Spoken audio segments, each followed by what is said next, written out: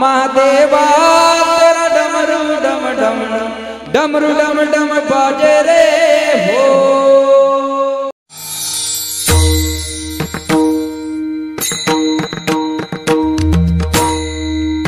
सेवेकरता निवडलेला अभंग तुकोबारायांचा आहे। सर्वांगाचे कान करून ऐका एवढी तुम्हाला विनंती आहे। जेव्हा जेव्हा भजन येईल तेव्हा हाताने टाळी वाजवा, कंटाळा करू नका। मी तोंड वाजवतो, तुम्ही टाळी वाजवा, हाताने टाळी वाजवा, नामस्मरण करा। एखादा प्रश्न विचारला तर उत्तर देत चला, चुकलं चुकू द्या, मी काय तुमचा अपमान करणार नाही, मला जायचं इथून, बरोबर आहे ना। त्याच्यामुळं सर्वांनी लक्षपूर्वक ऐका अशी आपल्याला विनंती आहे। तुकाराम महाराज अभंगामध्ये विश्वनाथाकडे कृपेची मागणी करतात की तुम्ही या विश्वाचे नाथ आहात। आणि विश्वनाथ नाव म्हणलं की आपल्याला पहिला समोर चेहरा येतो तो भगवान शंकराचा, बरोबर आहे ना। काशी विश्वेश्वर, तिथं कोणाचं वास्तव्य आहे बोला? काशीला कोणाचं वास्तव्य आहे? विश्वनाथाचं, म्हणजे भोला शंकर, त्यांचंच नाव विश्वनाथ आहे, बरोबर आहे का नाही। विश्वनाथाचं वास्तव्य आहे आणि त्या विश्वनाथाकडे एक मागणी करतात, तुम्ही विश्वनाथ, तुम्ही या विश्वाचे नाथ आहात। म्हणजे विश्वाला जो सांभाळणारा आहे त्याला विश्वनाथ म्हणतात।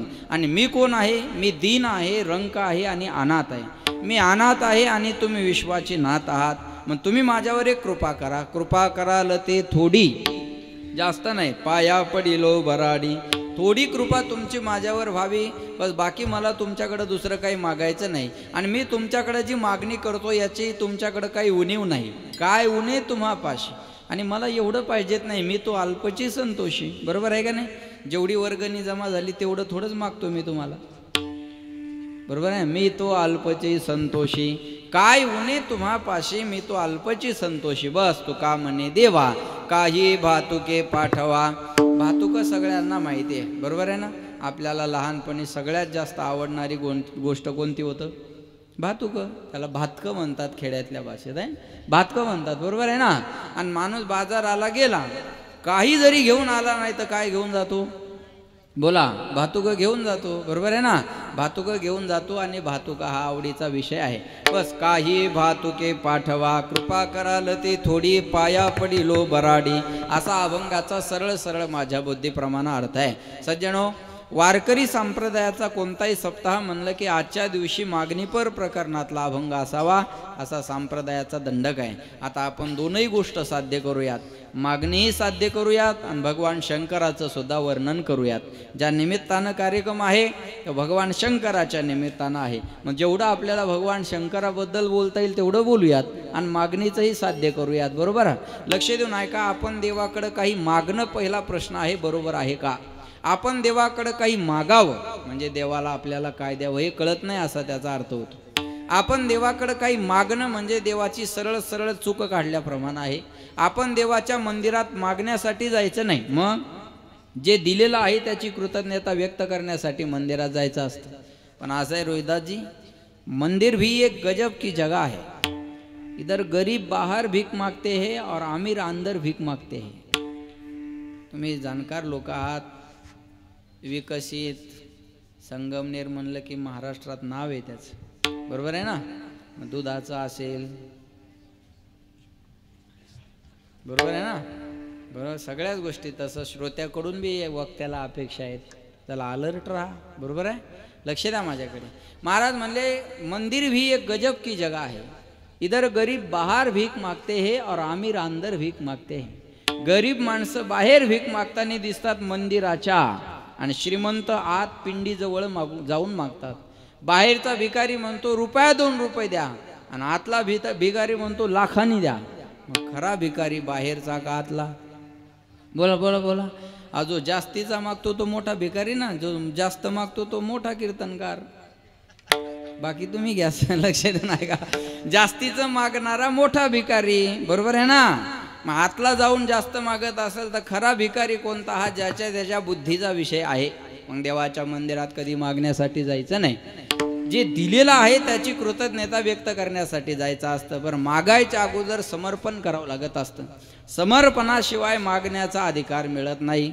वस्तू समर्पण, तत्व समर्पण, क्रिया समर्पण, जे जे काही करीतो देवा ते ते सेवा समर्पू। पत्रम पुष्पम फलम तोयम यो मे भक्त्या प्रयश्यति तदहम भक्ती प्रहुत अश्नामी प्रयतात म्हणा।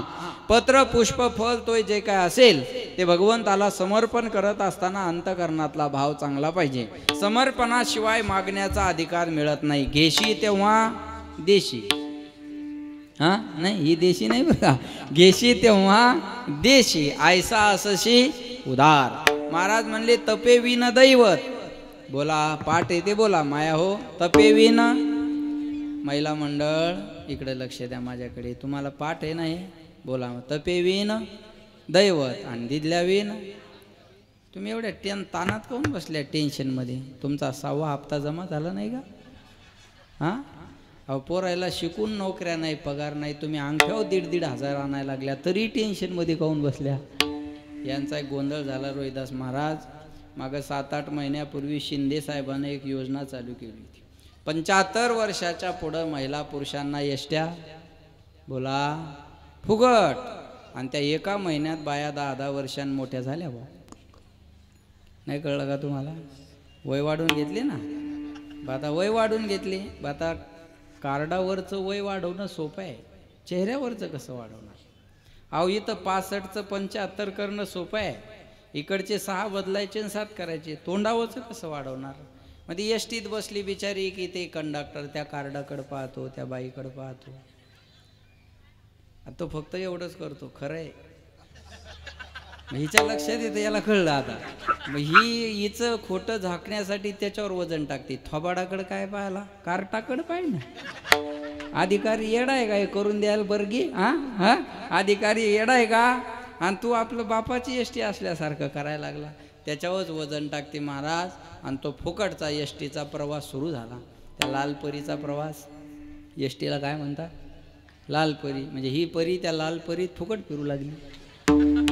पण ह्या परीला काय माहीत पुन्हा एक योजना येणार आहे. आणि लोकसभेच्या अगोदर आणखी एक योजना आली. कोणती? लाडकी बहीण. आणि तिची वय मर्यादा 75ची कितीवर आणली?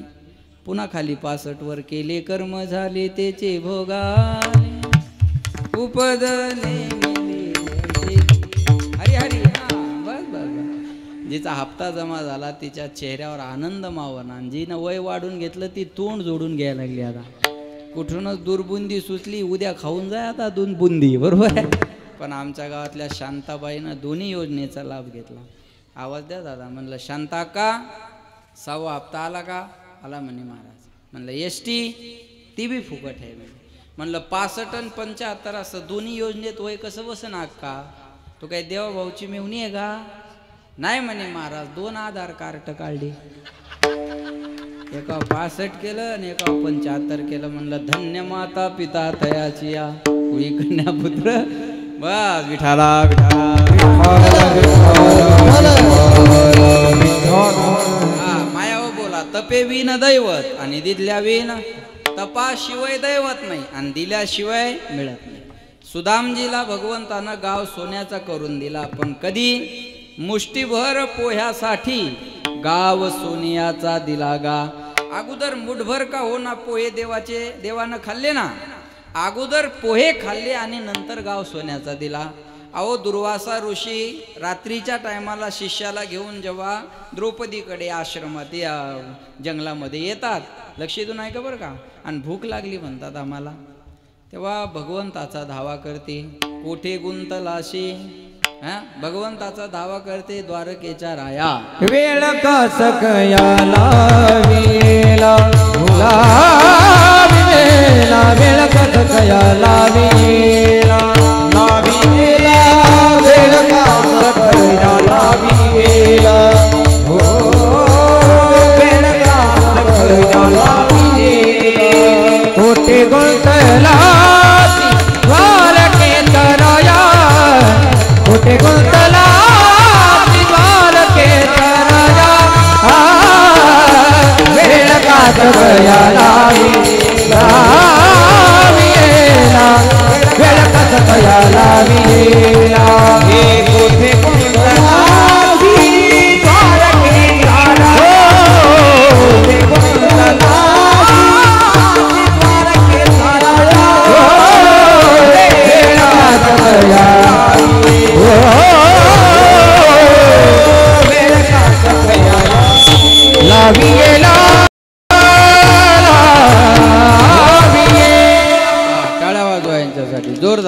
कोठे गुंतलासी द्वारकेच्या राया वेळ का सखया लावेला.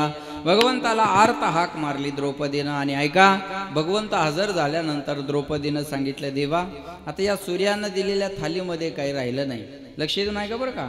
आणि दुर्वासा ऋषी एवढ्या शिष्याबरोबर आता भोजन मागतात, मी काय करू. भगवंत म्हणले, त्यांचं नंतर होईल, पहिले मला भूक लागली, माझं काय ते सांग.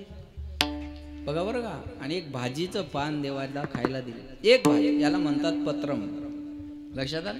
एक भाजी पान देवाला खायला दिलं आणि त्याच्या मोबदल्यात भगवंताने सगळ्यांना तृप्त केलं. पण अगोदर एक का होईना भाजीचं पान खाल्लं. भगवंताला द्यावं लागेल. समर्पणाशिवाय मागण्याचा अधिकार मिळत नाही. देह जावो अथवा राहो पांडुरंगी दृढ. लक्ष देऊन ऐका बरं का. महाराज म्हणले, देह समर्पिजे देवा, भार काहीच न घ्यावा, होईला घवा तुका म्हणे आनंद.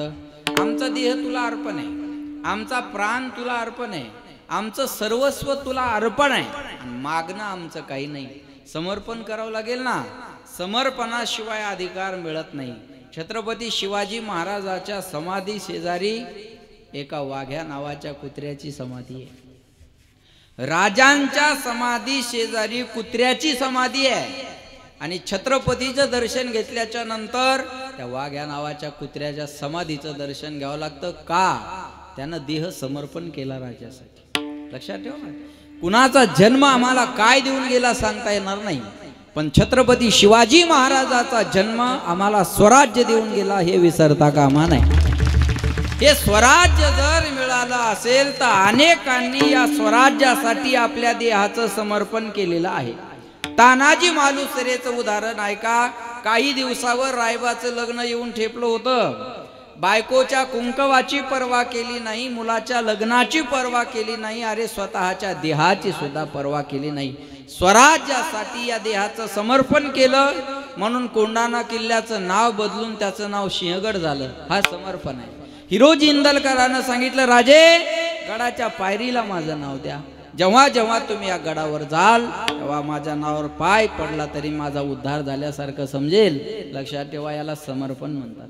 अहो, मावळ्यांना काही पगार थोडीच होती. मावळ्यांना पगार होती. अरे छत्रपतीसाठी मरणाची स्पर्धा चालायची. असं काय दिलं असेल हो. आपल्याला कमी बजेटमध्ये तारीख भेटत नाही, बरोबर आहे ना. आपल्याला कमी पैशात तारीख मिळत नाही. राजांसाठी लोक मरणाची स्पर्धा करायची. काय दिलं असेल त्या छत्रपतीनं.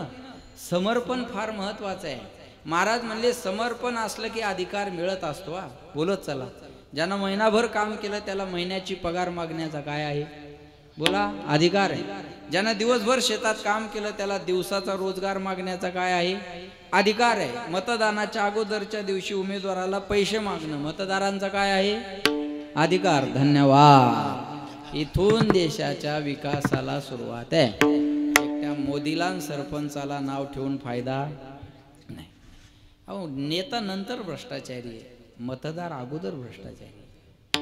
नेता निवडून आल्यावर मच्छिंद्र दादा, नेता निवडून आल्यावर भ्रष्टाचार करेल, पण मतदाराचा अगोदरच व्हायला लागला.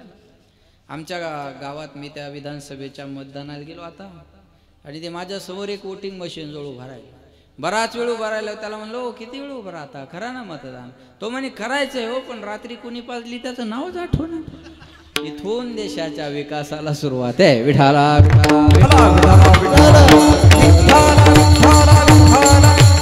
समर्पण पाहिजे. म्हणतात, कोण कहताय भगवान आते नहीं, द्रौपदी की तरह हम बुलाते नहीं. कौन कहता है भगवान खाते नहीं,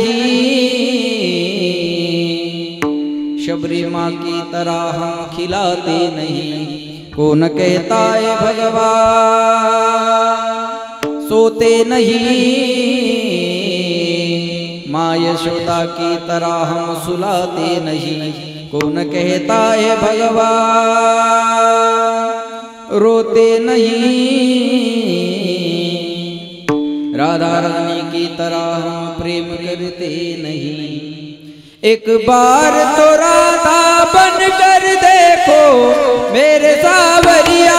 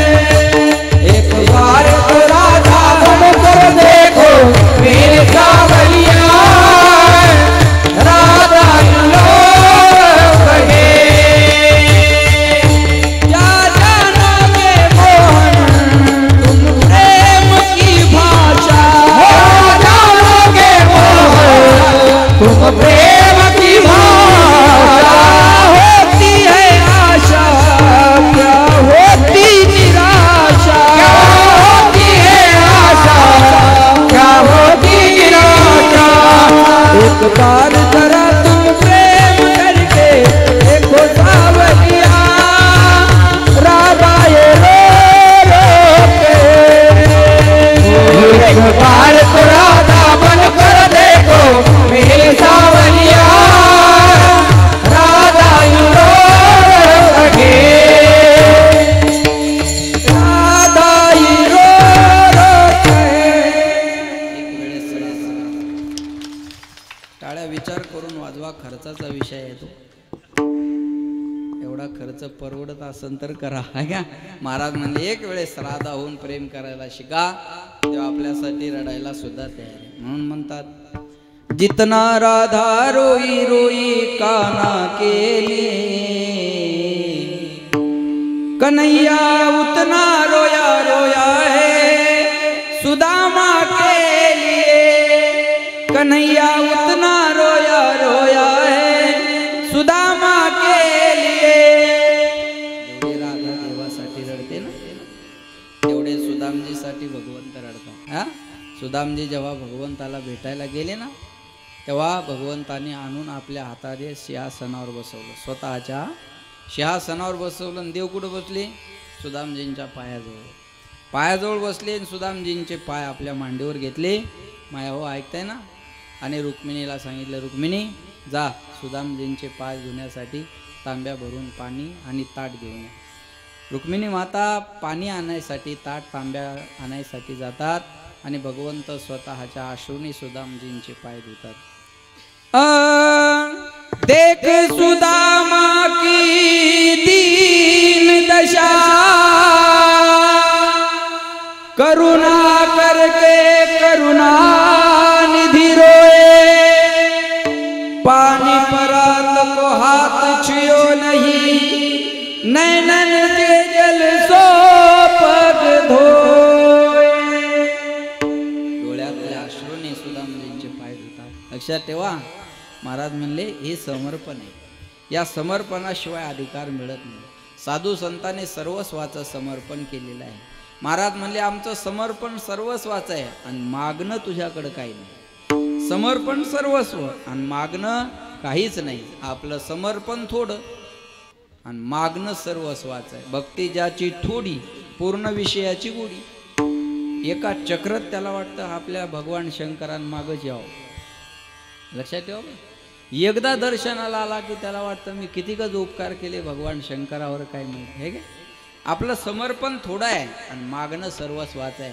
महाराज म्हणले साधू संतांचं समर्पण सर्वस्व आणि मागण्याचे आस पाही मुखाकडे, पण चिंतिल्या रोकडे मनोरथ. तुकाराम महाराजांना मागावं ही देवाची अपेक्षा होती, पण महाराज म्हणले वडिलाचे रीत जात सेवो वडिलांची रीत, हो जात सेवो वडिलांची रीत, जात सेवो वडिलांची रीत. हे काही मागणे आमानुचित, वडिलांची रीत जाणत तो, वडिलांची रीत जाणत तो, वडिलांची रीत जाणत तो. काही मागणे आमानुचित, वडिलांची रीत जाणत तो, वडिलांची रीत जाणत तो, वडिलांची रीत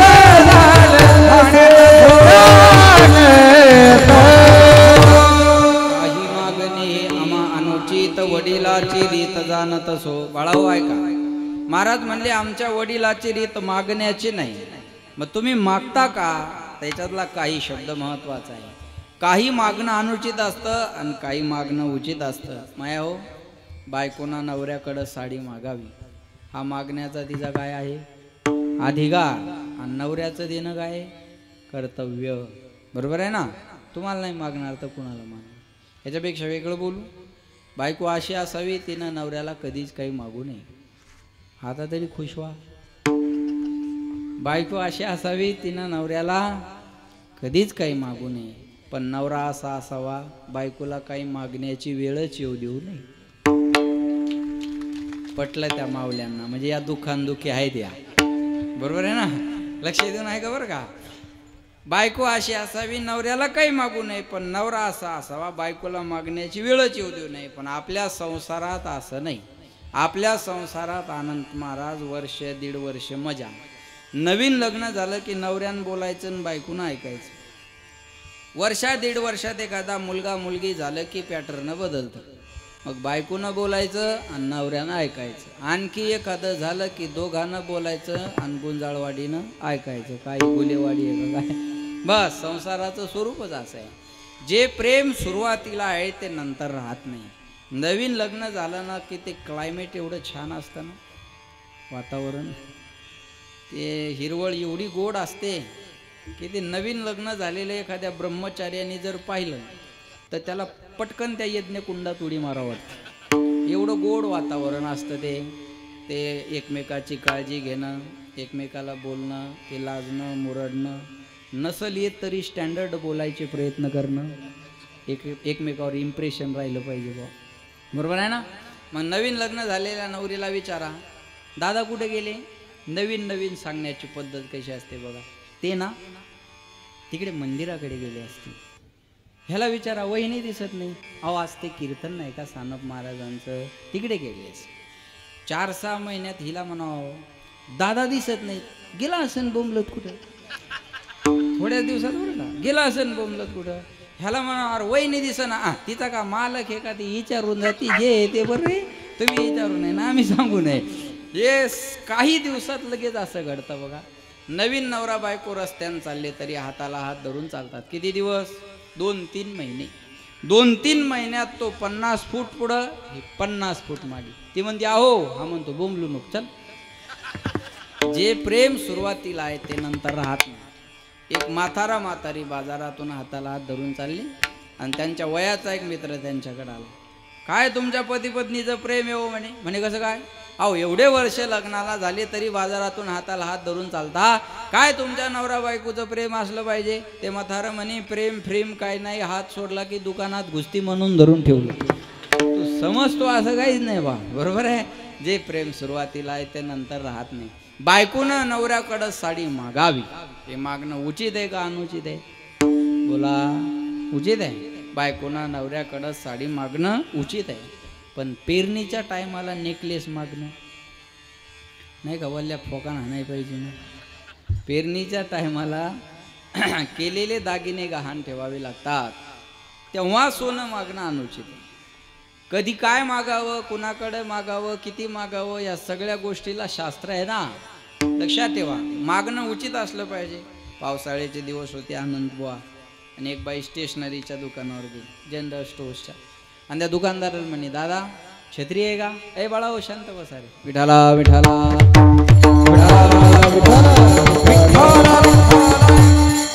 लक्ष द्या माझ्याकडे. पावसाळ्याचे दिवस होते आणि एक बाई स्टेशनरीच्या जनरल स्टोअर्सच्या दुकानावर गेली आणि त्या दुकानदाराला म्हणे दादा छत्री आहे का.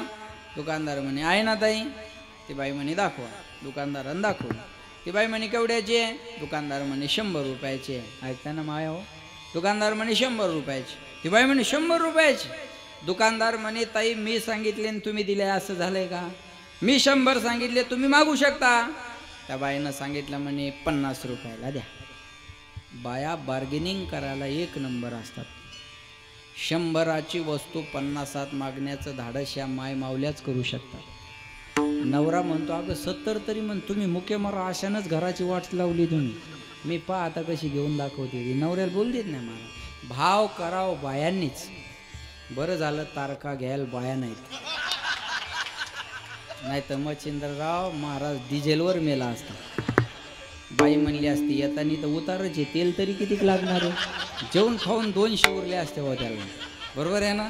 लय अवघड हे माणसे म्हणून मोकळ्या मनान गाड्या घोड्या बरं आहे आपलं. बरोबर आहे. ते बायांनीच करावं बार्गेनिंग. ती म्हणे 50 रुपयाला द्या. दुकानदार म्हणे ताई 100 रुपयाची छत्री 50 रुपयाला मागता. एवढी काही कमाई असते का. एक काम करा 80 रुपयाला मला आली. 20 रुपये कमवायचे होते पण आता तुमच्याकडून तेवढे बी नको. ज्या भावात मला आली त्या भावात घेऊन जा. 80 रुपये द्या घेऊन जा. ती म्हणे आता 40ला द्या. तिला वाटायचं होतंय कमी आता 40ला द्या. दुकानदार म्हणे ताई सकाळी सकाळी आलात माघारी लावणं बरोबर नाही, बोनीचं गिराईक आहे आणि आता तुम्हाला आलेल्या भावात द्यायला तयार आहे. अहो एवढी कुठं कमाई असते का? एक काम करा, आता कमवायचं नाही, थोडी झळ मी खातो थोडी झळ तुम्ही खा, पण सकाळी सकाळी आलात असं माघारी जाऊ नका. एक काम करा, तुमचे 40 राहू द्या आणि माझे 80 राहू द्या, पहिल्यांदा जे 50 बोलल्या ते द्या आणि चला घेऊन जा. ती म्हणे आता 25ला द्या, लास्ट आणि बेस्ट 25ला द्या. दुकानदाराला राग आला, म्हणे ताई 25 तरी कशाला देता, मग फुकटच घेऊन जाणं, मग 2 द्या म्हणे. नाही कळलं का तुम्हाला? जाऊ द्या मग, धन्यवाद. विठाला हे मागणं उचित आहे का अनुचित आहे? अनुचित मागणं. काही मागणं उचित असतं, काही मागणं अनुचित असतं. एका वाक्यात सांगतो ऐका. देवाकडं जाऊन देव सोडून सर्व काही मागणं म्हणजे अनुचित मागणं, आणि देवाकडं जाऊन देवाला मागणं म्हणजे उचित मागणं. पुन्हा एकदा ऐका. ओंकारेश्वराकडं जाऊन ओंकारेश्वराचं दर्शन मिळावं एवढंच मागावं, की देवा बस तू आता जसं या लिंगाच्या पिंडीच्या स्वरूपात आहे असं एकदा प्रगट होऊन आयुष्यात एकदा दर्शन दे, बस बाकी काही नको, एवढी मागणी का. लक्षात ठेवा, देवाकडं जाऊन देवाला मागावं याला म्हणतात उचित मागणं, आणि देवाकडे जाऊन बाकीचं मागणं म्हणजे अनुचित मागणं. तो मज व्हावा, बोला, तो मज व्हावा, वेळोवेळा व्हावा पांडुरंग. आणि देवानं लक्ष देऊ नाही का बरं, देवाकडं जाऊन देवाला मागणं याला म्हणतात उचित मागणं. मी उदाहरण सांगतो तुम्हाला घडलेलं. शिंदे साहेब ते मुख्यमंत्री झाले त्या बंडानंतर, आणि मुख्यमंत्री झाल्यानंतर पहिले आषाढीच्या एकादशीला पूजेला पंढरपूरला आले. पहिल्या वर्षी पूजेला आल्यानंतर आषाढीच्या पूजेचा मान मुख्यमंत्र्यासोबत एका जोडप्याला मिळत असतो, आणि गेवराई तालुक्यातलं बीड जिल्ह्यातलं एक जोडपं त्यांना तो मान मिळाला. मला आजही आठवतंय, तो व्हिडिओ माझं कीर्तन झाल्यावर बघून घ्या. आणि तो पूजेचा मान मिळाला आणि पूजा करून ते बाहेर आले राम महाराज. आणि बाहेर आल्यानंतर मीडियावाल्याने त्या मायला विचारलं, 9 वारी साडी घातलेली ती माय, कपाळाला मोठं कुंकू, नाकात मोठी नथ, डोक्यावर पदर, आणि त्या मीडियावाल्याने विचारलं किती वर्षे झाले वारी करता? जरा लक्ष देऊन ऐका, किती वर्षे झाले वारी करता? त्या मायनं सांगितलं, दादा 25-30 वर्षे झाले आम्ही वारी करतो. बर, यंदा आषाढीचा पूजेचा बहुमान मुख्यमंत्र्याबरोबर तुम्हाला मिळाला, काय वाटतंय तुम्हाला? खेड्यातली माय होती, काही जास्त रिॲक्ट होणारी नव्हती. तिनं सांगितलं छान वाटतंय म्हणे, पूजेचा मान मिळाला, चांगलं वाटतं. बर, काय मागितलं मग पांडुरंगाला? साधी भोळी पण बोलून सहज गेली, पण अर्थ खूप मोठा आहे. काय मागितलं पांडुरंगाला? त्या मायनं सांगितलं, दादा आपण पांडुरंगाला मागावं म्हणजे आपण त्याच्यापेक्षा हुशार आहे का? कळतं माझं बोल? आपण पांडुरंगाला मागावं म्हणजे आपण देवापेक्षा हुशार आहे का? अरे त्याला कळतं आपल्याला काय द्यावं. पण तुम्ही काहीतरी मागितलं असेल, एवढ्या वर्ष झाली वारी करता आणि मागितलं नाही असं आहे का? सांगा, काहीतरी मागितलं असेल. मीडियावालं माणसाला बोलतं करतात, चांगलं बोलतात बिचारे, नसलेली भांडणं उकरून काढतात, महाराष्ट्राला आग लावतात, बरोबर आहे, TRP वाढून घेतात, बस शांतता भंग करतात, बाकी काय करतात? मीडियावालं बोलतं करतात माणसाला, बरोबर आहे ना? मीडियावालं बोलतं करतात. लक्ष द्या, काहीतरी मागितलं असेल ना माय? त्या मायनं सांगितलं, हा दादा मागितलं. म्हणून काय मागितलं त्या मायनं ऐका. तुम्ही आता जेवढे लक्ष देऊन ऐकताय ना, एवढंच लक्ष देऊन मी तो व्हिडिओ पाहत होतो. या साध्या भोळ्या बिचारीनं देवाकडं काय मागितलं असं? काय मागितलं पांडुरंगाला? त्या मायनं सांगितलं, दादा पांडुरंगाला एवढंच मागितलं, माझे पाय तेवढे चांगले ठेव, म्हणजे दरवर्षी चालत तुझी वारी करता येईल. याला म्हणतात उचित मागणं. दिले इंद्रिय हात पाय कान, डोळे मुख बोलाया वचन, जेने तू जोडसी नारायण, नाशे जीवपन भवरो. हस्तो पवित्रो यदि दान पुण्यो, पादो पवित्रो यदि तीर्थयात्रा, कंठो पवित्रो यदि नाम घोषो, हृदयो पवित्रो यदि ब्रह्मनिष्ठा. हाताचं भूषण आहे दान करण्यामध्ये, हस्तस्य भूषणम दानम. एवढा मोठा उत्सव आहे, खर्च मोठा आहे, आपण सगळ्यांनी दिलं पाहिजे, आपण सगळ्यांनी दिलं पाहिजे. हे बघा, दान धर्मान, राजधर्मान, मोक्ष धर्मान, विभागश स्त्री धर्मान, भगवत धर्मान, समासव्यास योगतः. भीष्माचार्य शर्पंजरी पडलेले असताना धर्मराजाला हा न्यायनीती धर्म सांगतात. दान धर्मान, हस्तस्य भूषणम दानम. हाताचं भूषण आहे दान करण्यामध्ये. पायाचं भूषण आहे कीर्तन झाल्यावर दुसऱ्याच्या चपला घालून जाण्यामध्ये, बरोबर ना? नाही, पायाचं भूषण आहे तीर्थयात्रा करण्यामध्ये. जवळ सकळ सिद्ध आगे सकळ सिद्ध चालवया पाय चालवया आपुले स्वहित पागे आपुले स्वहित पागे यात्रे जाय चुकू नको यात्रे जाय चुकू नको दवाखान असे दोरी फेरा दवाखान असे दोरी फेरा असे दोरी फेरा दवाखान असे दोरी फेरा. जव हे सकळ सिद्ध आहे. हात चालावया, हात पाय चालते तोपर्यंतच जायचा. हाता पायान चालत नसले आणि जमत नसल तर त्या दिंडीवाल्याला ताण द्यायला जाऊ नका, घरीच मरा, बरोबर आहे ना? आपल्याला चालता येत नाही, उठता येत नाही, बसता येत नाही, मग म्हणतात मला वारीत या वाटाय, तू घरीच राहा आता, बरोबर आहे ना? जवळ सकळ सिद्ध आहे. हात चालावया, आणि अशी यात्रा करायची असेल तर हे तिघ आहे तिथं. हात पाय चालताना नसतील आणि यात्रा करायची इच्छा असेल तर ट्रॅव्हल्सच्या व्यवस्था आहेत, त्यांच्यासाठी हा पर्याय आहे. कळलं माझं बोलणं? तुम्ही जाऊ शकता. पायी चालायचं म्हणलं हातपाय चांगले पाहिजे ना, बरोबर आहे का नाही? आणि पायी चालायचं नसेल तर मस्त स्लीपर कोच गाड्या आहेत, हे मस्त तीर्थ. कुठं जाणार आहे तुम्ही आता? काशी. वा, काशी विश्वेश्वर. किती तारीख आहे? 5 मे. वा, 5 मेला हे वृंदावनला जाणार आहे, बरोबर आहे? आणि एकदा वृंदावनला गेलं पाहिजे. मी माझ्या भागवताचं शिक्षण घ्यायला वृंदावनलाच राहिला होतो.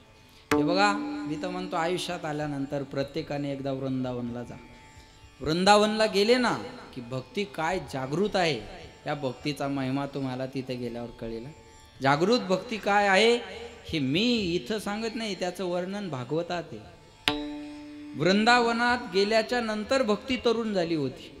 भक्ती सुतवतौ तरुणो गृहीत्वा प्रेमैक रूपा सहसा विराजित. मी काय माझ्या मनाचं बोलत नाही, त्याला आधार आहे. लक्षात आलं का? वृंदावनला जा. एकदा वृंदावनला गेले, एकदा कन्हैयाचं दर्शन घेतलं आणि तिथला राधा राणीचा भजनाचा स्वर ऐकला, गुणगुणत राहील. प्रेम मंदिर पाहिलं की जगात पुन्हा काही पाहण्याची इच्छा राहणार नाही. तुम्ही माझं बोलणं झाल्यावर यूट्यूबला टाका प्रेम मंदिर, यूट्यूबला बघा. जा त्या प्रेम मंदिरात. आहो 10 ताजमहल फिके पडतील त्याच्या पुढं. 10. कळलं माझं बोल? म्हणून आहे, संधी आहे तर जा. विठाला विठाला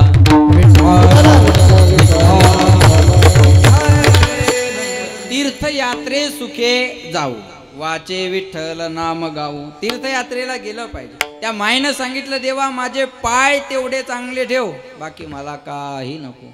आणि लक्षात ठेवा, मागावं देवाकडं तर उचित मागावं. देवा आम्हाला उचित अनुचित कळत नाही, पण तुला कळतंय ना, आहे का?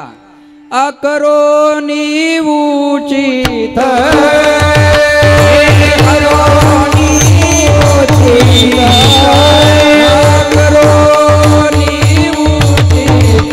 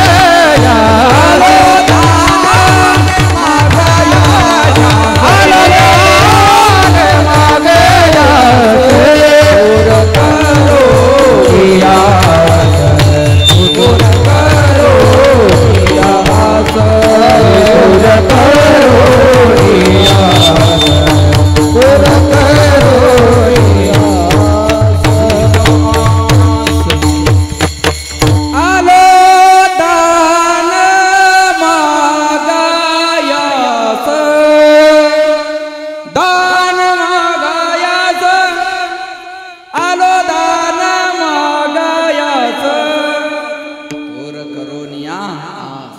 बस आलो दान मागायास थोरात कड करो निया आस. बरोबर असं आहे ना. आलो दान मागायास थोर करो निया आस. बस आम्हाला उचित अनुचित कळत नाही देवा. उचित ते करा भाव जाणून खरा. आम्हाला उचित अनुचित कळत नसलं तर तू देव आहे ना.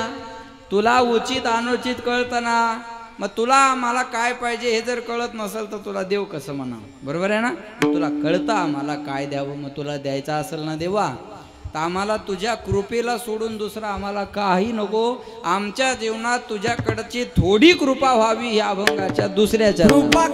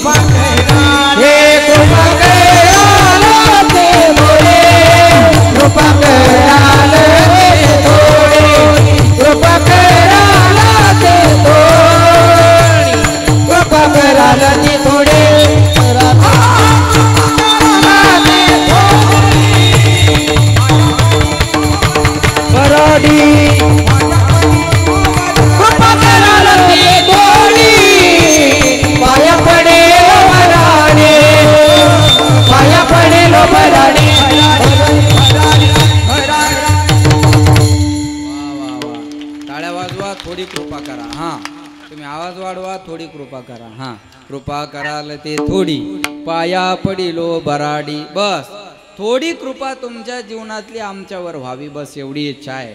तुमच्या कृपेचे पोसणे जन्मोजन्मी तू काम. आणि माणूस कशाची अपेक्षा करतो. लग्नात आपण लोकांना बोलवतो कशासाठी. तुमचा कृपा आशीर्वाद मिळावा. बरं सगळ्यांनी या. महाराजाला घरी नेता कशामुळं. काय मिळावं. बोला बोला बोला. महाराज काय पैसे वाटतो का. घेऊन जातो. महाराजाला लोक घरी नेतात. महाराज पैसे नाही देत. तुम्हीच महाराजाला पैसे देता. पण कशाच्या मोबदल्यात. कृपेच्या मोबदल्यात. जाऊ द्या महाराज पैसा गौण हो. तुमच्या कृपेत मिळेल आम्हाला. लक्षात येते. कृपा महत्वाची असते या. आणि महाराज कृपेशिवाय जीवनाचं कल्याण होत नाही. माणसावर कृपा व्हावी लागत असते. 24 तास देवाच्या सोबत राहायचे नामदेवराय. पण नामदेवरायला संत सभेत कच्चं ठरवलं. संत सभेमध्ये कच्चं ठरवलं आणि सांगितलं तुम्हाला पक्क व्हायचं असेल तर तुम्हाला हिंगोली जिल्ह्यामध्ये जावं लागेल. हिंगोली जिल्हा औंढा नागनाथ तालुका. 12 ज्योतिर्लिंगापैकी एक ज्योतिर्लिंग कुठे आहे. बोला औंढ्याला आहे. आणि तिथं औंढ्याला विसोबा खेचर महादेवाच्या पिंडीवर पाय ठेवून झोपली होती. आता थोडा आपण भगवान शंकराकडे वळूयात. महादेवाच्या पिंडीवर पाय ठेवून झोपले होते. नामदेवरायाने हे दृश्य पाहिलं आणि तळपायाची आग मस्तकाला गेली. अशा माणसाकडे देवानी मला पाठवावं. याला देव काय ते कळत नाही. आणि ह्याचे पाय धरल्यावर मी काय पक्का होणार आहे. खरे कधी कधी माणूस वरल्या रंगाला भुलत असतो. वरच्या रंगाला भुलणारं जग आहे. म्हणून समाजाची दिशाभूल लवकर होती. लक्षात ठेवा. श्रद्धा ठेवा. अंधश्रद्धा ठेवू नका. आज बोलणं पुन्हा एकदा आहे का. श्रद्धा असावी. अंधश्रद्धा नसावी. माघारी निघाली नामदेवराय. विसोबा खेचराने आवाज दिला. ओ नामदेवा कुठं निघालात. आणि चुकीच्या पत्त्यावर आलो होतो, आता बरोबर माघारी चाललो. अहो देवाने मला तुमच्याकडं पाठवलं होतं, तुमची कृपा व्हावी म्हणून तुमच्याकडं पाठवलं. अहो पण महादेवाच्या पिंडीवर पाय ठेवून झोपलात तुम्ही, आंधळे झालात का? उठी उरटी प्राणे आंधळा तू का रे, देवावरी पाय ठेवीली. विसोबा खेचर म्हणले, नामदेवा जाताय तर जा, कृपा कशी असते बघा, जाताय तर जा, पण माझे पिंडीवरचे पाय तुमच्या हातानं उचला खाली ठेवा मग जा. नामदेव रायानं विसोबा खेचराचे पाय उचलले आणि ज्या जागेवर पिंड नव्हती त्या जागेवर ठेवाय गेले. चमत्कार बघा, तिथून खालून आपोआप पिंड निघाली. असं 1-2 ठिकाणाहून नाही, 12 ठिकाणाहून पिंड निघाली. जेथे जेथे ठेवी पाय तेथे तेथे महादेव. मग नामदेव रायाला कळलं, अरे यांनी यांचे पाय देवाच्या डोक्यावर ठेवले नाही, तर देवानच यांच्यावर कृपा करून यांचे पाय डोक्यावर घेतलेले आहे. कृपा कराल ते थोडी, बस त्याने कृपा केली ना, देव सुद्धा पाय डोक्यावर घ्यायला तयार असतो. महाराज कळलं माझं बोलणं? ज्ञानोबरायांची कृपा व्हावी, माऊलींची कृपा झाली ना की महाराज हा समाज आपल्याला तळ हाताच्या फोडासारखं जातो. काय हो आपल्याकडे. मला एक दिवस बायको म्हणे, का हो तुम्ही कीर्तन नसतं केलं काय केलं असतं? सहज प्रश्न आहे पण खूप मोठा अर्थ आहे याचा. कधीतरी एखाद्या वादकाने विचारायचं स्वतःला की मी मृदंग वादन केलं नसतं तर मी काय केलं असतं? मला देवाने एवढा गोड आवाज दिला नसता, नवनाथ सारखा, शुभम सारखा, तर मी काय केलं असतं? त्यांना गळा आहे, काहीला नरडं असतं, बरोबर आहे ना? त्यांना गळा आहे महाराज. आणि लेकरं एवढे गोड आहेत ना हे महाराज, त्यांचा मालकच गोड आहे आमचा राम महाराज, आहे का ना? एकदम बस जेवढं पाहिजे तेवढं. भाजीत प्रमाणात मीठ असावं, तसं राम महाराजाचं प्रमाणात जीवन. आणि तेच संस्कार लेकरांवर येत बरं का. एवढी कला असून, कला आहे पण कलाकार नाहीत. कलाकार आहेत पण कलाकार नाहीत, हा लक्षात ठेवा. एवढी भगवंताने कृपा केलेली आहे. दिलाय गोड आवाज देवाने आपल्या, गोड आपल्या घोले, काय कोणतं गाव आहे, घुलेवाडी. या घुलेवाडीच्या आपले जावाई अनंत महाराज, त्यांचं गायन ऐकायला लागलं की ऐकत राहावं. एवढ्या नजाकती, एवढं मी तुमच्या गायनावर फिदा आहे बरं का. एवढा गोड आवाज तुम्हाला देवाने दिलेला आहे. आणि महाराज आपल्या गावाचे जावाई आहेत, सासू आहे का इथं? सासरा आहे का? सासू कोणी? असा जावाई भेटलं नशीब तुमचं. असा जावाई भेटला की सासून गर्वानं म्हणावं, नाकाचा मोती ठेवी गहाण, राखी जावयाचा मान. विठाला विठाला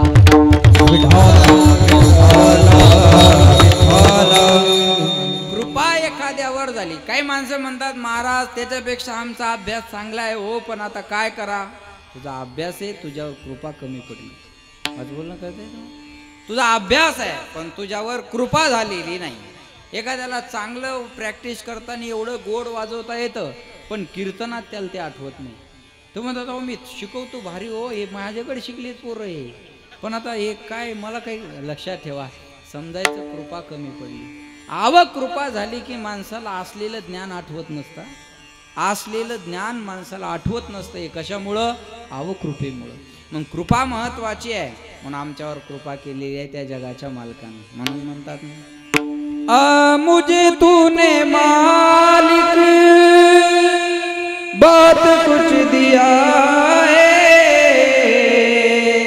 तेरा शुक्रिया है, तेरा शुक्रिया है. न मिलती अगर दी हुई दाद तेरी, तो जमाने में क्या थी औकात मेरी. मुझे तूने जीने के काबिल किया है, मुझे तूने जीने के काबिल किया है, तेरा शुक्रिया है, तेरा शुक्रिया है. मुझे तूने बात कुछ दिया है, तेरा शुक्रिया है, तेरा शुक्रिया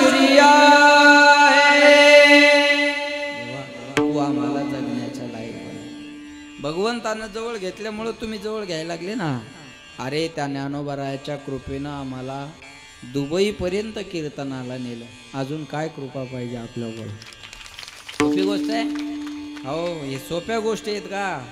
कधी कधी आमच्या चर्चा होतात, आम्ही फोनवर बोलताना अरे आपल्याला वाटत होतं का आपण इथं येऊ, पण ही त्याची कृपा आहे. विठाला विठाला.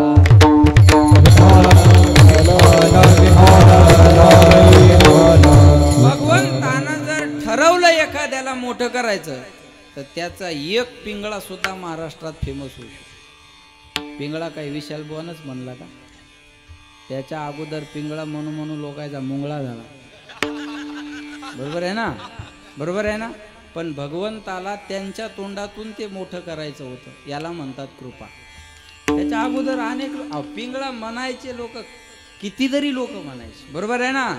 याच्या अगोदरच्या कीर्तनकारांका म्हणला नाही का? पण एखाद्याला मोठं करायचं भगवंतानं ठरवलं की त्याला एखादं निमित्त होत असतं. आई माझी गाणं म्हणलं पाटलांनी, त्याच्या अगोदर मी म्हणत होतो, हे त्याला बी मान्य आहे बरं का. आम्ही मित्रच आहे दोघं, पण ते त्याच्या तोंडातून देवाला मोठं करायचं होतं. कळलं माझं बोल? मिळालं लक्षात. ईश्वराने ठरवावं लागत असतं एखाद्याला मोठं करायचं. काय निमित्त होईल आणि माणूस मोठा होईल सांगता येत नाही. ही कृपा असते देवाची, ही देवाची कृपा असते. आणि ते कृपेशिवाय होऊ शकत, कृपेशिवाय नाही होऊ शकत. हे महाराज लक्षात ठेवा. अन्न मान धन हे तो प्रारब्धाधीन. अन्न प्रारब्धात असेल तर, धन प्रारब्धात असेल तर, आणि मान प्रारब्धात असेल. तुम्ही असे मिळवल्यानं मिळणार नाही. लक्षात येते माझं बोल? त्याची कृपा जर असेल ना, देव सखा जरी विश्व अवघे कृपा करी, त्याने कृपा केली की समाज आपोआप त्याच्यावर कृपा करत असतो. हा मी सांगू तुम्हाला, काही संन्यासी महाराज लोक कीर्तनही करत नाहीत आणि प्रवचनही करत नाहीत, पण आपल्यापेक्षा लोक त्यांना जीवापाड जपतात. हे उदाहरण आहे. बरोबर आहे ना? आपल्या एवढे पळतात का रामगिरी महाराज? बोला. पण रामगिरी महाराजानं सप्ताह केला तर गिनेश बुक ऑफ वर्ल्ड मध्ये नोंद होत असती. ही कृपा आहे. कळलं माझं बोल? त्यांनी केलेल्या सप्त्याची नोंद गिनेश बुक मध्ये आहे. लक्षात येते? ही कृपा आहे महाराज. हे कृपाशिवाय नाही होऊ शकत. मग महाराज म्हणले तुमची कृपा झाल्यावर काय होतं सांगतो उदाहरण ऐका. एक चोर भगवान शंकराच्या मंदिरात आला चोरी करण्यासाठी. चोरी करण्यासाठी मंदिरात आला, आणि जे पाणी पडायची वर कळशी झारी काय म्हणतात ते असते ना लटकवलेली, बरोबर आहे ना? ते पाणी पडतं त्याच्यातून गळती म्हणतात त्याला, बरोबर आहे? ऐका. आणि ती सोन्याची होती आणि त्याला चोरायची होती. पण असं आहे ना, त्या पिंडीपासून ते अंतर उंच होतं आणि त्याचा हात पुरत नव्हता. कृपा कशी असते? हात पुरत नव्हता म्हणून पठ्ठ्यानं काय केलं? पिंडीवरच उभा राहिला. चोरे पिंडी दिला पाव, पाव किंवा पाय, बरोबर आहे? चोरे पिंडी दिला पाय. पिंडीवर उभा राहिला आणि भगवान शंकर त्यालाच प्रसन्न झाले. भगवान शंकर म्हणले अरे आजपर्यंत एक बेलाचं पान पिंडीवर ठेवणारे खूप होते, पण याच्यासारखा भक्त अजून माझ्या जीवनात भेटलाच नाही. यानं तर सगळा देहच मला समर्पित करून टाकला. भगवान शंकर त्याच्यावर प्रसन्न झाले.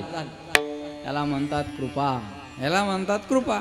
ठरवलं देवाने एखाद्याला कृपा करायचं तर त्याला काही निमित्त लागणार आहे?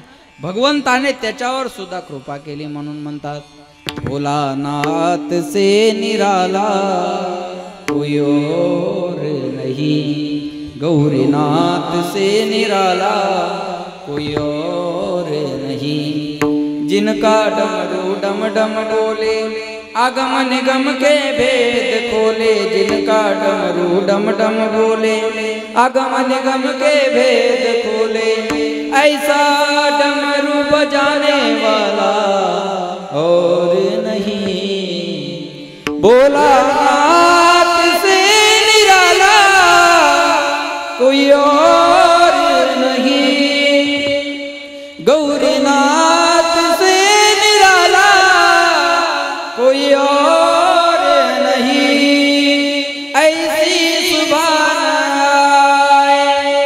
ना ऐसी शाह जिस दिन जुबा पे मेरे